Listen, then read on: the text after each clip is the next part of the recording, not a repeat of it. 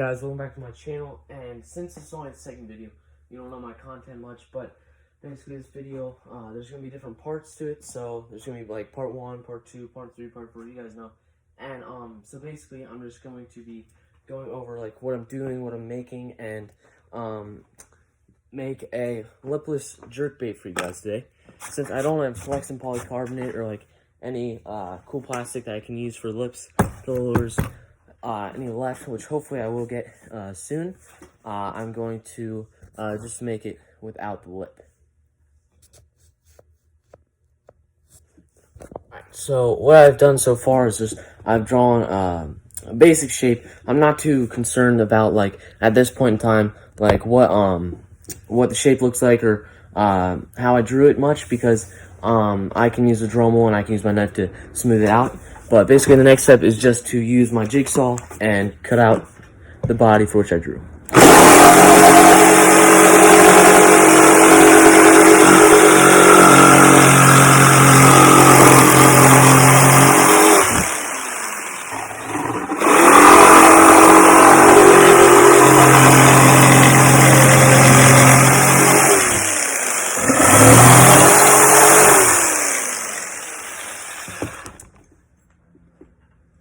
There we go.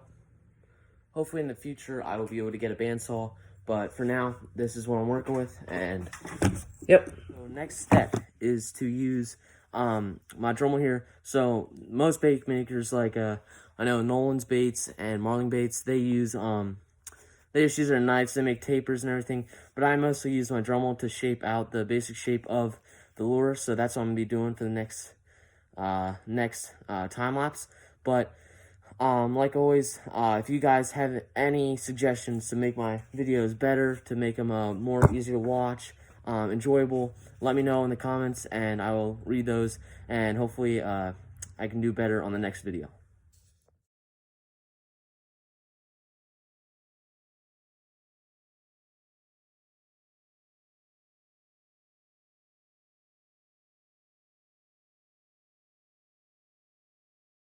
So I just finished the dremeling. It's always like a rough carve out of what the lure is gonna look like. This is the Dremel part, and now I have to do a bunch of sanding. You see these little ridges in it. I'm gonna have to get that out with sandpaper, and then after that I should be able to add the line tie, the hook hangers, and then also the weights.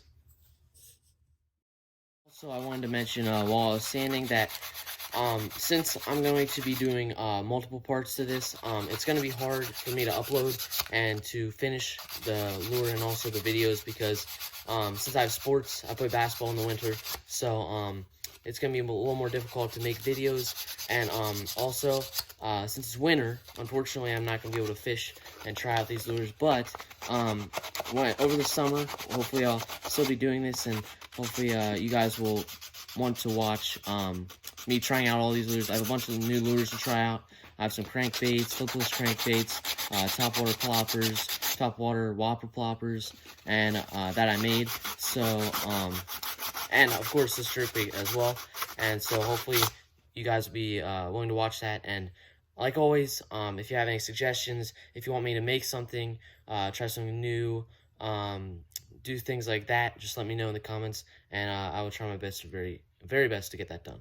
I know that like an early YouTuber that is just starting in the YouTube industry, I guess you could say, it's very hard to get subscribers, very hard to get people to watch your videos. And so basically, since I'm just a small YouTuber, I think it would be awesome if you guys could subscribe. If not, that's okay, but I'm trying my very best to make some good videos for you guys in the future. And thanks for watching. So this is how the rough sanding and rough dremeling of the lure came out. I'm still working on it. Now I'm going to work on the rear hook hanger, bottom hook hanger, and also front and lie tie. And then after that, I'm going to add the lead weights in the bottom, so that way it can sink. And also, I also wanted to mention that Marling Baits and Nolan's Baits on YouTube, they're very cool bait makers. I've been watching them for a while now. Nate Marling for maybe 3 or 4 months, 5 months, and Nolan Baits for maybe 2-3 months. And I think those people are really cool. They inspired me to do what I do, get out of the house and make some fishing lures And I think it's a really very fun hobby, so I think you should go out and check out their channel if you would like. Thank you. Step in the bait making process, I'm basically going to just figure out where the best spot on this lure is to put the line tie, bottom hook hanger, and rear hook hanger. And so basically I'm just going to use a pencil for that, just in case I screw up. And after that, I'm going to put a pen on. Alright, so for the back, you want to try to make sure that you're almost perfectly centered, so that way the balance of your lure isn't thrown off at all, or anything along those lines could happen. And then the bottom one, you also have to keep in mind whenever you're marking the bottom hook hanger that you're gonna have to put lead in here too. So since it's a jerk bait, I'm gonna try my very best to distribute all the way throughout the lure. But in like a crankbait, lipless crankbait, you're gonna have to make sure that where you put the line tie, unless you have a lead pot, make sure that you keep in mind where the lead's gonna have to go. And then I'm gonna put the line tie right there, and then mark with a pen. And I'm gonna be using this tiny bit. I'm not sure what size bit this is, but this is the bit that I'm going to use in order to draw out the holes for the line tie and hook hangers. Now that you got, excuse me, your line tie and your bottom hook hanger and rear hook hanger all drilled out, I have this 15-pound, 6.8 kilogram wire here that you can get at your local hardware store or wherever you like. And so basically, this is what it's looking like so far. And so now you're gonna take your lure or your drill and get rid of your bit.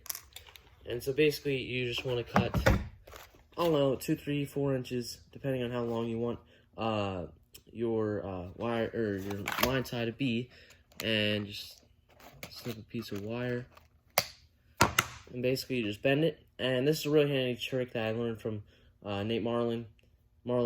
He does in his videos. You wrap it around the nail, and then you take your drill and you put the ends of the wire in there, and then you spin your drill, and it makes a nice twist, so that way you're able to make your line ties. Here we go.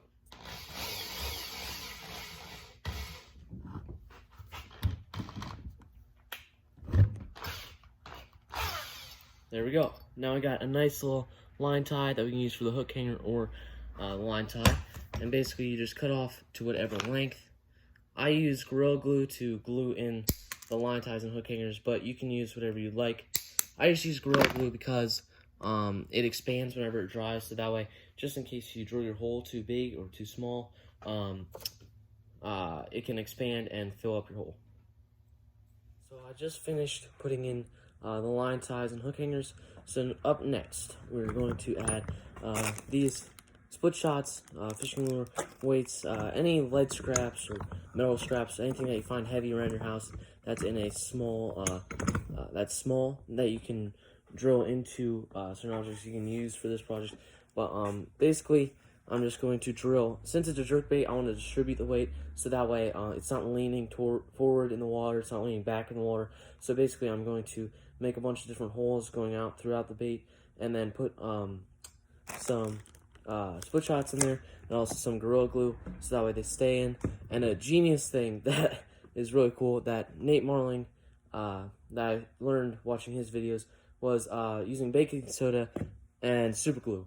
It makes everything look smooth. Like I just recently used it. I think it's a great idea, and so basically that's what I'm going to do next, and just distribute all the weights throughout, and I'll show you the progress in a bit. Now this is the last step in this part. Next video, I think I'm gonna do some carvings. I got some cool new Dremel bits. I can grab those real quick and show you. I got some cool new Dremel bits, which I'm going to be able to add detail with. I'm also gonna add and carve some gills that I'm gonna put in this lure, and also I can paint possibly next video, but that might be in part 3. So basically, I just drilled a bunch of holes throughout the lure, as you can see here. I kind of screwed up. You probably saw in the time lapse that I screwed up there. I kind of dug up the line tie But I just used some super glue. That stuff is amazing. It'll fix anything. So I had some stuff on there, and basically now you just take your Gorilla Glue or whatever glue that you have. I recommend Gorilla Glue because if you miss any spots in it, like when you drill, like if the hole's too big, it can fill up just like all the line ties and everything. And basically you just put some glue in there and put all your split shots in there, and that'll add weight to the lure. And then after that, add some baking soda and super glue, and it looks pretty good. And so basically I've been making lures for maybe 4 or 5 months now. I'm not the best, definitely, but I'm getting there. I'm trying my very best to get to the top, but it's gonna be hard to make lures with sports and everything, but I'm gonna try my very best to upload videos and everything. So yeah, so now since I got all the split shots in, I can add some baking soda, and basically you can use I'm gonna use a popsicle stick to scoop in the baking soda into the spots for what you need. This is what it looks like. You see, there we go. And so basically I'm just going to add some baking soda on top of the split shots, and then I'm going to add super glue, and then sand that down, and then it'll look like nothing happened. And that's, I think, a really cool, unique way to use like household items and clear up and use it for a fishing lure, which is, I think, pretty cool. I'm not sure if Nate Marling made that up, figured it out, saw it from someone else, but basically that's what you do. And now this step is pretty easy, but try not to get this on your skin. It really sucks. You could rip off some of that. You see it's smoking, some nasty stuff. Try not to glue your stuff into your vise, or that'll be very hard to get out. And just like that, it's all glued in. And then basically I'm just going to sand those down, and it'll look like nothing happened. So I finished sanding the bottom. You can use your Dremel. If you're going to be a bait maker, if you are a bait maker, I think it would be a great idea to invest in a Dremel. Saves a lot of time sanding. I mean, sandpaper is the best. You still have to do some touch-ups with that if you want it to look good, but that's what it looks like using a Dremel and some sandpaper. And it's definitely weighted. I can feel it's definitely distributed. If I put my finger here, it feels like it could bounce maybe a little bit this way, so I might have to add a little more weight in the front, but I think it's good for now. And basically, the good thing about Gorilla Glue is that it expands, but sometimes it's bad. Like for here, I'm going to have to clean that up for a little bit and just clean it up, push some of that gunk out of there. But basically, this is part 1 of making a lipless jerkbait, and this is how it came out. I'm going to do a lot more sanding over the next parts, a lot more sanding, some painting. I recommend that you tune in for the painting part. The painting part is a lot of fun. Airbrushes are fun to use. I use some cool scale patterns, cool perch stripes, and whatever you guys would like to see. If you guys have any suggestions, like always, leave it in the comments. And thank you for watching.